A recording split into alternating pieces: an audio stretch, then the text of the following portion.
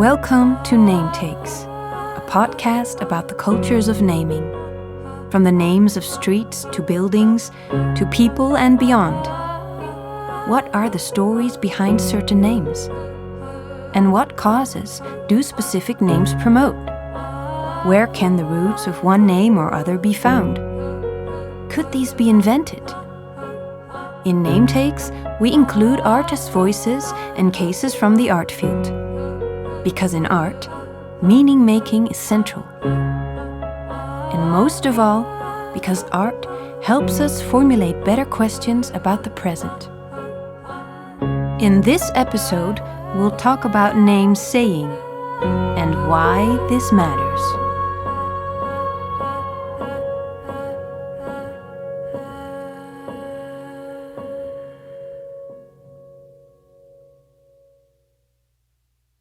Hello, this is your host, KM. You may remember I spoke with Hong Kong artist Wong Kitty in a previous episode. She told me her English name Ali was created because her English teacher couldn't pronounce or remember her Chinese name. Correct pronunciation is of course not always possible for everyone, because muscles and vocal cords are conditioned and trained by context. But the decision to use a whole other name instead has a bigger impact. It undermines an originally given name. And it's the same kind of undercutting that happens when people with non-Western names are asked to provide a moniker. That is, a more familiar or easier name. This is obviously easier for those who can't see their own bias, not for the person who has the name that's being diminished and scrapped. Racial profiling isn't just a visual phenomenon. It also happens in other ways, like speech, which may seem harmless, but in fact implies a negative bias. There's this kind of everyday microaggression many of us have experienced, or, let's be honest, that we've also committed in mispronouncing, misremembering, and bypassing a person's real name. There's another kind of unnaming that's structural. I'm talking about when names are simply not said.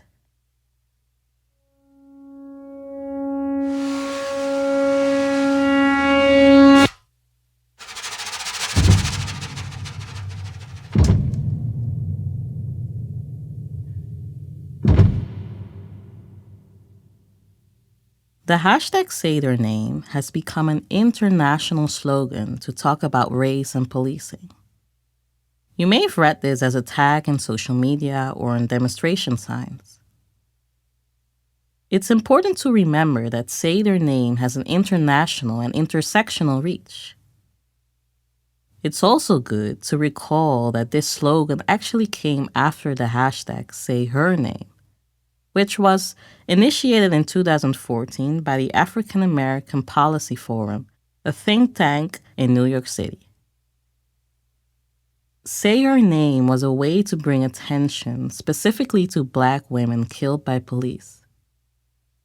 In an interview with the radio station NPR, the forum's co-founder, Kimberly Crenshaw, explains why saying someone's name out loud is so important. She said, Say Her Name is trying to raise awareness by insisting that we say their names, because if we can say their names, we can know more about their stories. And if you actually take a pause and look at the mechanics of speech, you can see why there's a connection between awareness and saying something out loud.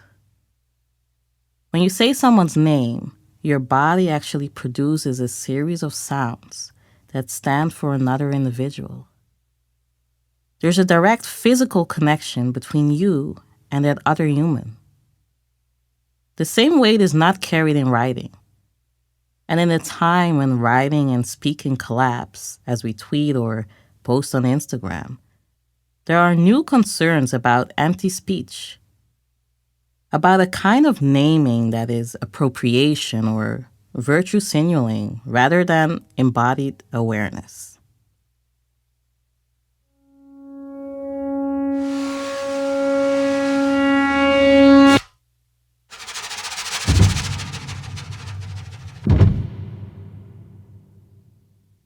You may know the website saytheirnames.memorial, which lists Black people that are victims of police brutality in the U.S. That list still keeps growing. Or perhaps you may know of Claudia Rankine's work, Citizen.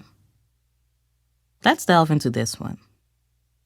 Citizen is a lyrical visual poem about being Black.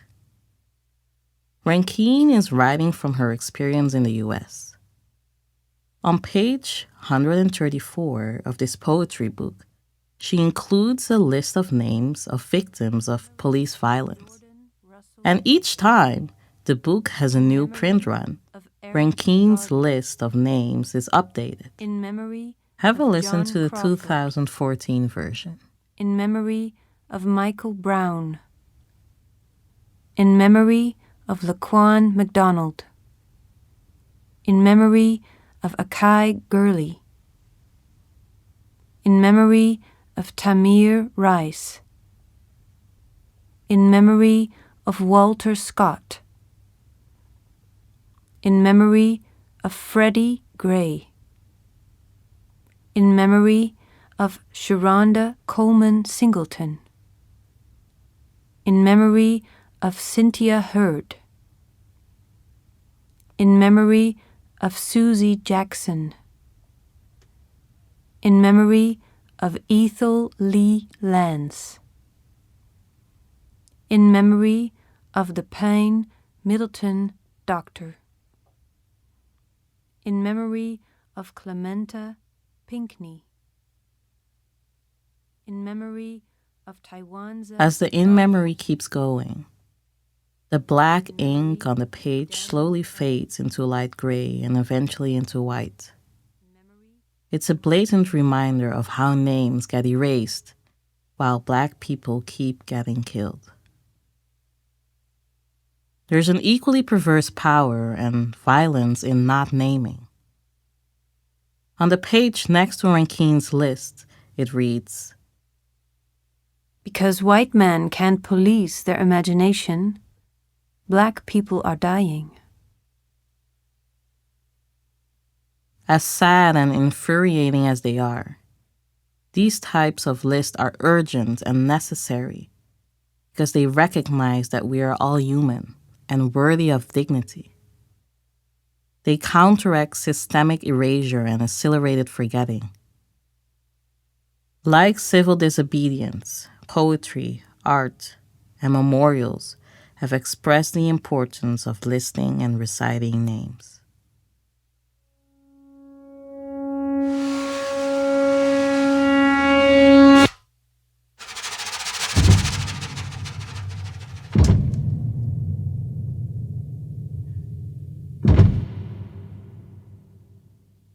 Recently, I connected with Benvenuto Cheverhay, an artist based in Guatemala. His work deals with similar violent erasures. Benvenuto belongs to the Maya Tzitzuhil people, who speak Tzitzuhil.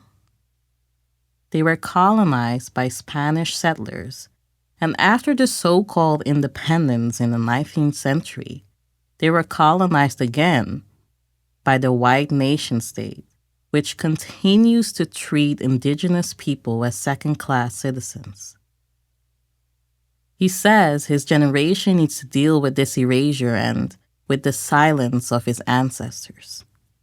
Nuestra generación cree que nuestra obligación traducir el silencio de los ancestros. As an artist, he translates their silence. Simplemente yo hago una traducción del silencio de los ancestros a través de la transcripción del arte. O sea, hago la traducción y la traducción lo transcribo y la transcripción es la simpleza del arte. One of Benvenuto's first art projects that dealt with silencing is the renaming of the National Stadium in Guatemala City. Until 2016, it was known as the Estadio Mateo Flores, named after a Guatemalan runner who won the Boston Marathon in 1954. The thing is that Mateo Flores' name was not Mateo Flores. His name was Doroteo Guamuch Flores. An American sports journalist who covered the marathon was apparently unable to pronounce this indigenous name and therefore renamed him Mateo Flores. He used Doroteo's second maternal last name, Flores, and a newly invented first name. Benvenuto says that, O sea, él como indígena nunca peleó por su nombre, porque también sabemos que los indígenas siempre pues vivimos en un silencio. Entonces, él tenía miedo ya de... he never fought for his name because indigenous people always live in silence. For Benvenuto, art is a way to return dignity. Y también es devolver la dignidad al pueblo y devolver la dignidad a un ser humano. Digo pueblo porque es una historia. Because art can change the world, but it can change some realities. El arte no puede cambiar el mundo, pero el arte puede cambiar una realidad. By activating forgotten and denied histories like Doroteo's, Benvenuto says he returns the soul to his people. In this process, Benvenuto's own body has become a canvas of the silences he works with. On his back, he has tattoos of Doroteo's Guamuch's ID card, and another one of a non-alphabetic transcription of Ixtetela, his original but suppressed and recently recuperated maternal last name.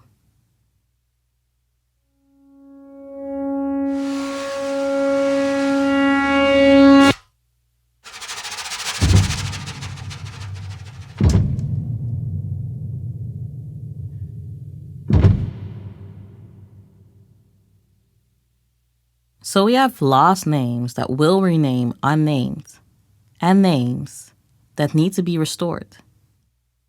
And in yet other cases, we have names that should be named, but naming them would be highly compromising for some. About this last, I'd like to share a story set in New York City. 10 years ago, the 9/11 memorial opened to the public and has since then been visited by more than 45 million people. The memorial consists of 2 giant square pools, which stand in the footprints of the Twin Towers that collapsed on September 11, 2001. The bronze plaques around these architectural craters list the name of 2,983 people killed there. The 9/11 memorial is described as a tribute to remembrance. What or who does the memorial want you to remember? It reminds of the human lives lost, but it also serves as a reminder to never forget the national trauma. What is less front of mind is that some human lives do not figure in that national story. And you know that not everyone is represented there, and who is not represented, that's also a shock. This is Andrea Valencia, a Mexican curator and collaborator with Kunstinstituut Melly, who now lives and works in Mexico City. She's talking about names that are not included in the memorial. It's the names of undocumented immigrants, mostly cleaners and delivery people, who were in the Twin Towers and the surrounding area earlier that morning. We do know like around 11 names of people that died that day that were not included in the monument. But besides those 11 names, there could be, I don't know if I should say hundreds, not only of Mexican descent, but maybe from other countries. But that research hasn't been done by anyone until today, which is also Why do their names not appear in the engravings? because they couldn't prove that they were there. They could prove that they worked there, but they couldn't prove they were there because they were undocumented. Because these immigrants and their families are forced to live in invisibility out of fear. They become doubly invisible in tragedies like these. Given that 9/11 was immediately followed by tighter immigration regulations and rising tides of patriotism, To talk about a minority of undocumented people in this national event was something that wasn't conceived like possible, no? despite that dominant narrative, They were part of history. And actually they were very important, a very important part of history. and Andrea insists that it's important to know How this non-official history is also shaping American culture. As a curator, Andrea feels the urge to tell that history and work with this void. In 2019, she organized a symposium that catalyzed new discussions between immigrant communities, activist artists, and museum guides at the 9/11 Memorial.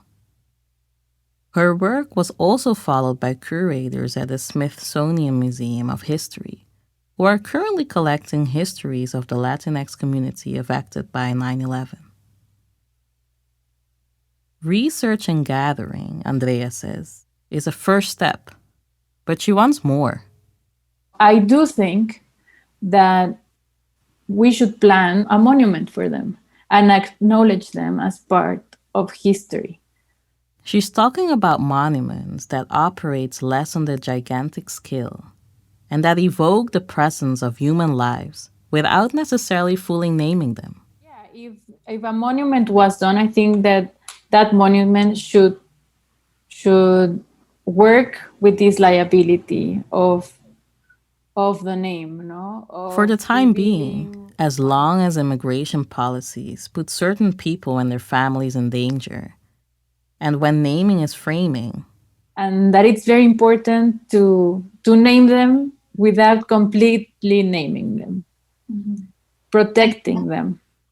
Yeah, I think that there can be ways, and also aesthetic ways, and this is where art is important to deal with this.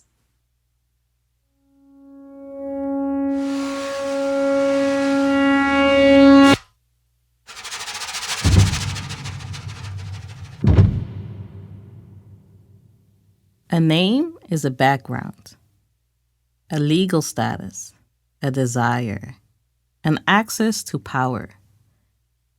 It's also a production of a well-trained dance of our vocal cords, tongue, lips, and breathing. And this last given is the creative ground for artist Nikolina Van Horskamp.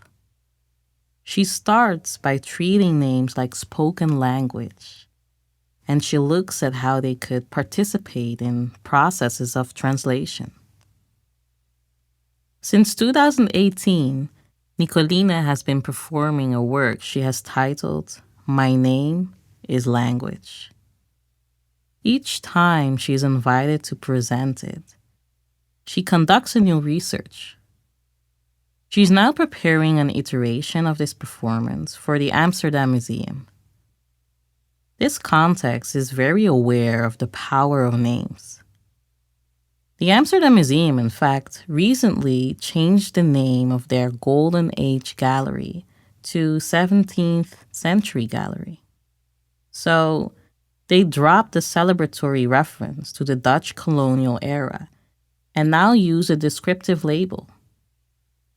The name change shows an understanding that this was not a golden period for all, especially not for those who were colonized and enslaved at the cost of global expansion. Here, Nikolina tells us about her current research for My Name is Language in Amsterdam.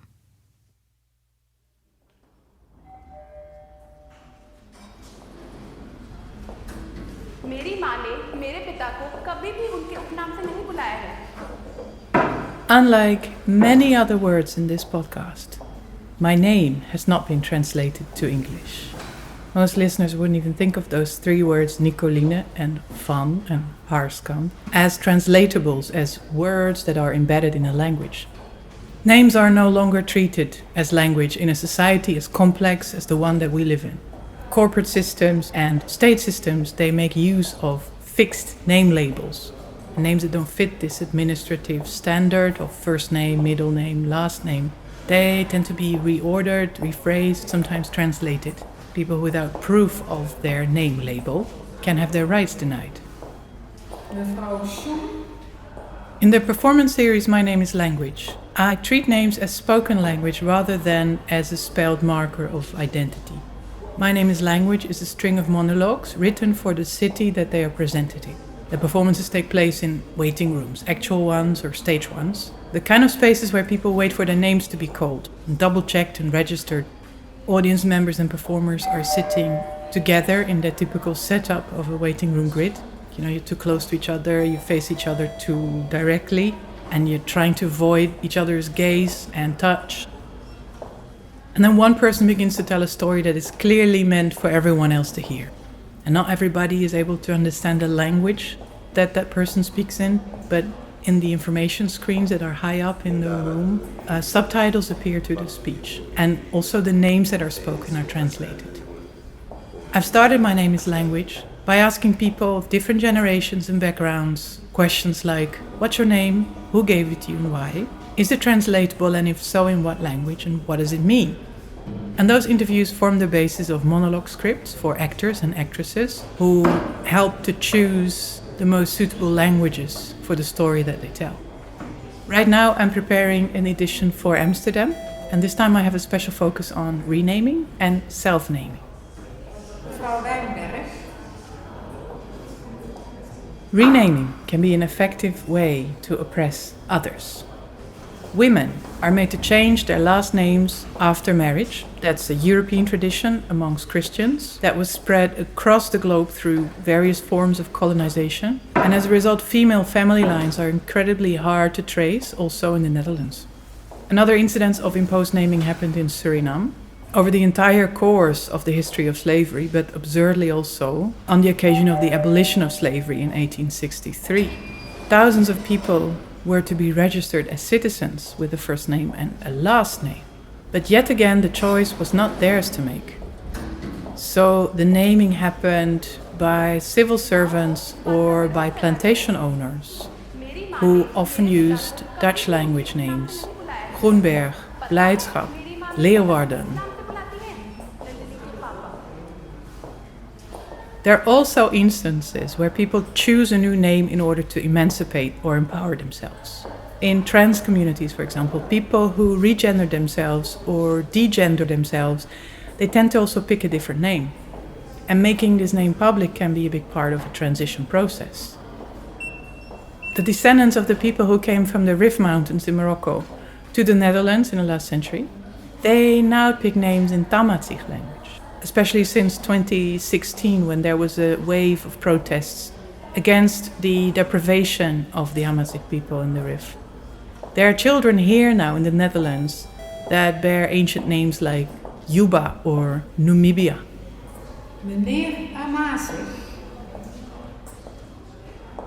In most of my works, I use embodied language, in other words, speech, as a medium and as a topic.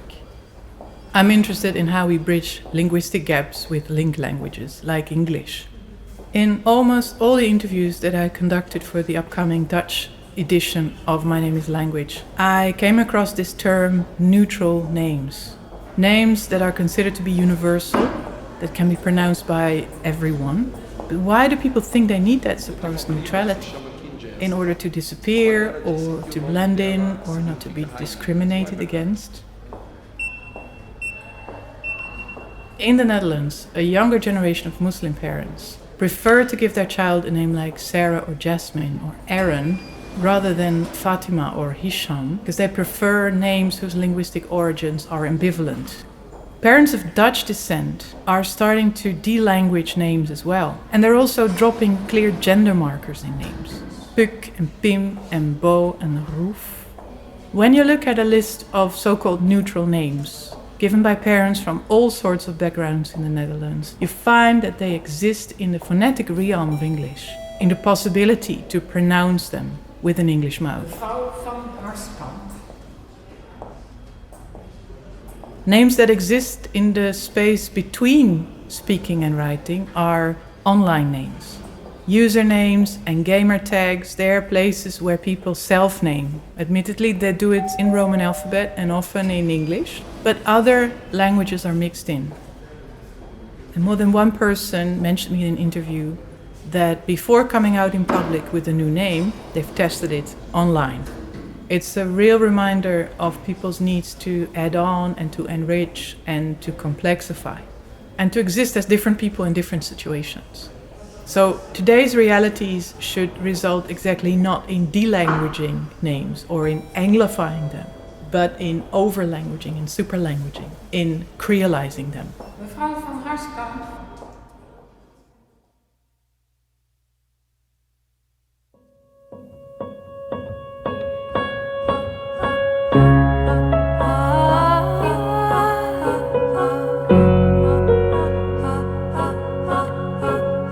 And that's where we'll leave it for now. Join us for our next episode of Name Takes, a podcast about the culture of naming. As always, thank you for listening. Yours, KN.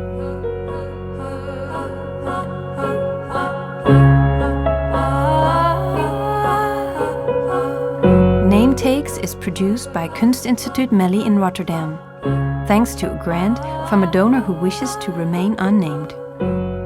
Research and writing for this podcast by Sara de Meuse and Sofia Hernandez Choncoy. Special thanks to Benvenuto Chavahai and curator Andrea Valencia, as well as to Nikolina Van Horskamp for her original contribution and to her sound editor Slobodan Baslik. Our gratitude goes to Akene Wilson for performing KM and to Judith Scholz for performing select citations. Voice recording, mixing and original music created by Jan Pol at Okapi Recordings in Rotterdam. Mastered by Master Renzo Mastering. Production management was overseen by Wendy van Slagmaat Bos and communication and marketing by Jeroen Laven. Kunstinstituut Melly is supported by the Ministry of Education and Culture in the Netherlands and the City of Rotterdam. Additional funding is procured through admission tickets, sales of publications, foundation grants, and individual donations. For more information, please visit kunstinstituutmelly.nl.